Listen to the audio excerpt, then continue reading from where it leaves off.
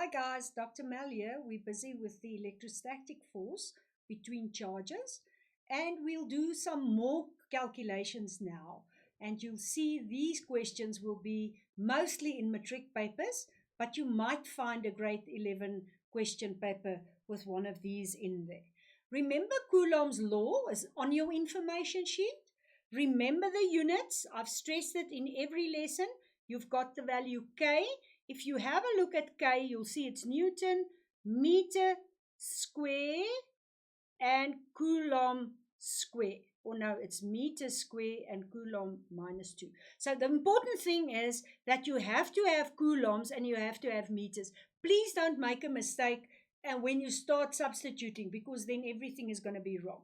And remember, every question will have a theory question. So they might ask you to give the theory or write down Coulomb's law. So make sure that you know that. Right, let's just have a look at it again.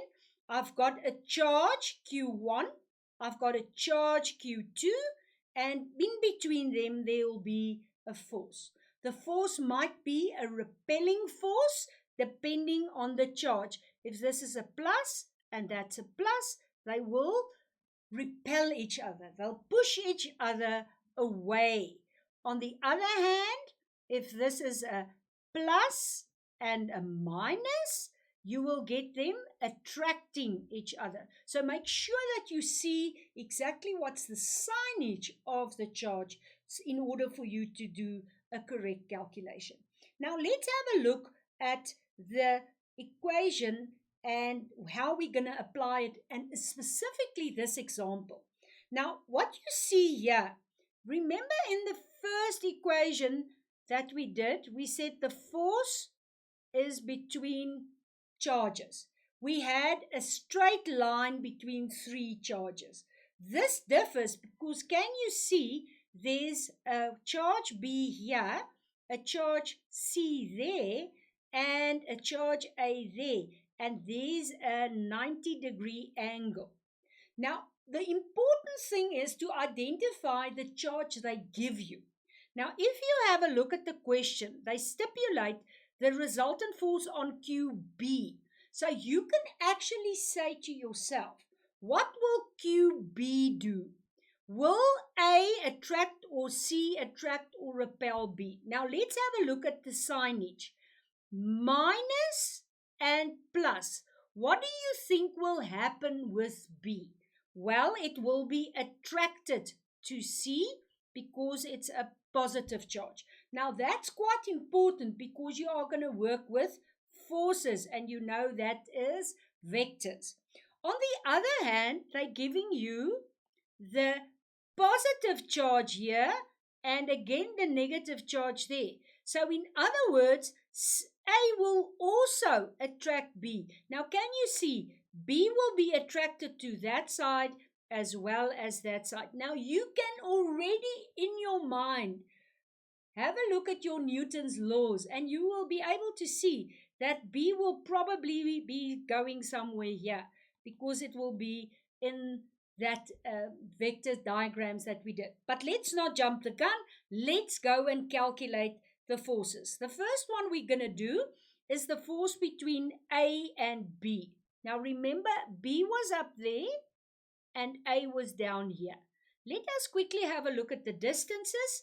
10 millimeters. Now you know we cannot work with millimeters. So this is 10 times 10 to the minus 3 meter.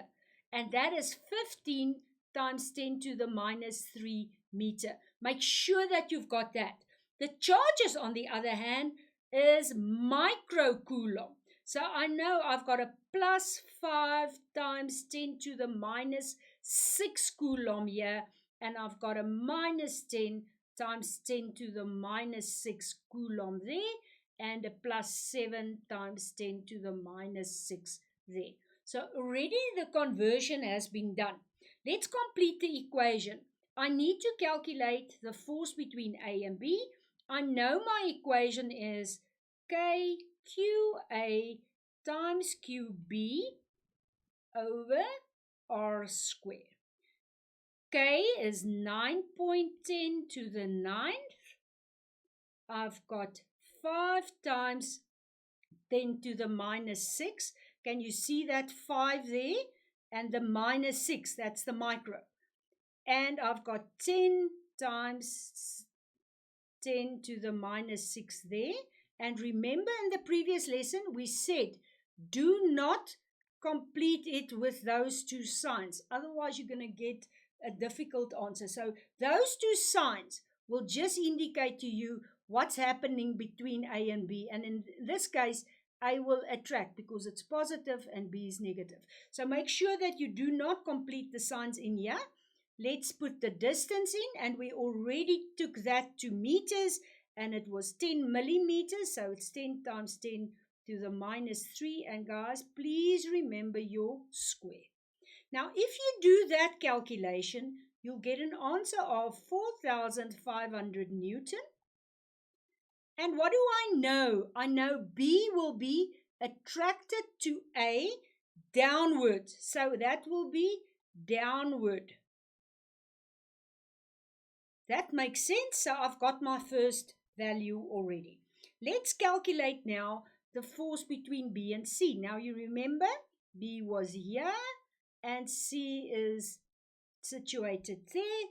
I've got my equation and I'm quickly gonna substitute in my equation. Remember the values, remember to work accurately. Do not think you can work very fast. Do it accurately so that you get the correct answer. The distance between them was 15 millimeters. So it's 15 minus 3 and it's square.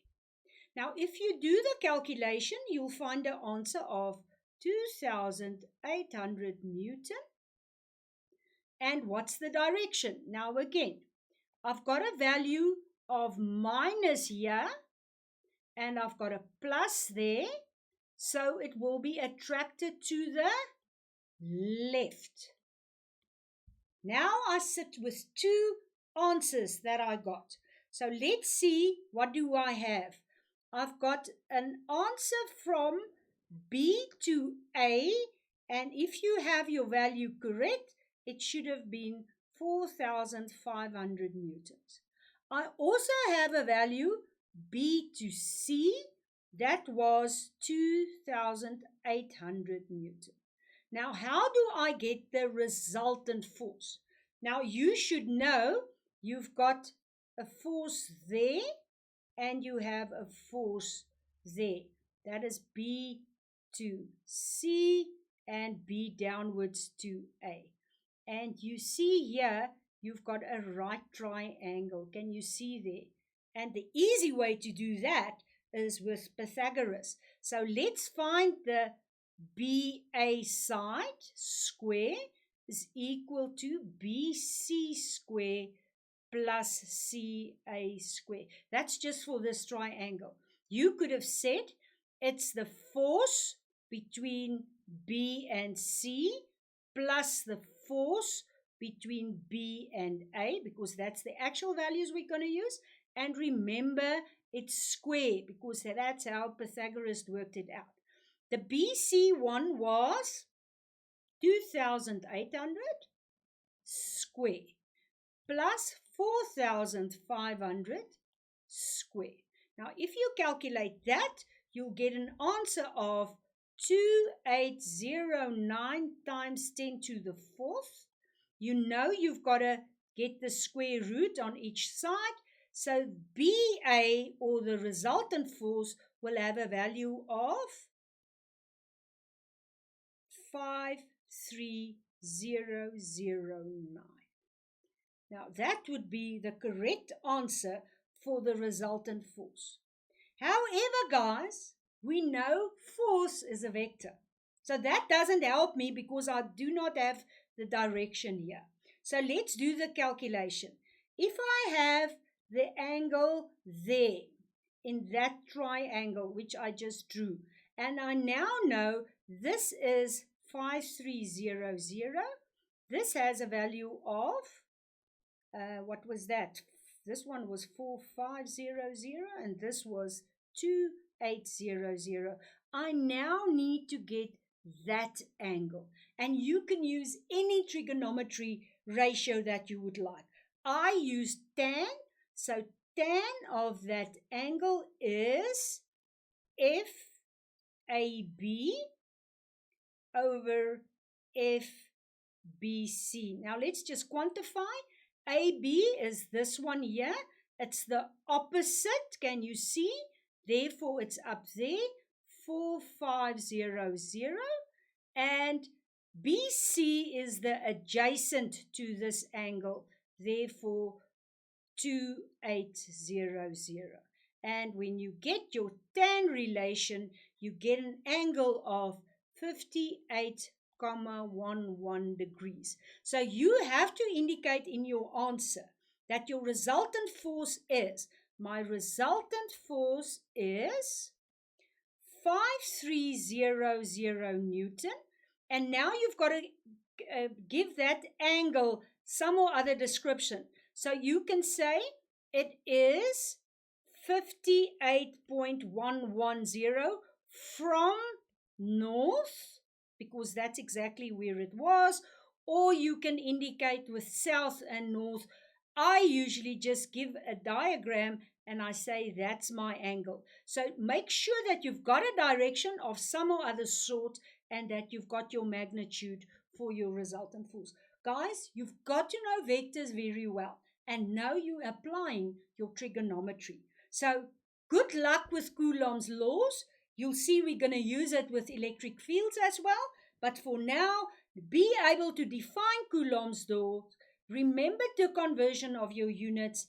To find the resultant force, you've got to draw a vector diagram, and then obviously you've got to do very accurate calculations. I hope you enjoy working with Coulomb's law. Bye-bye.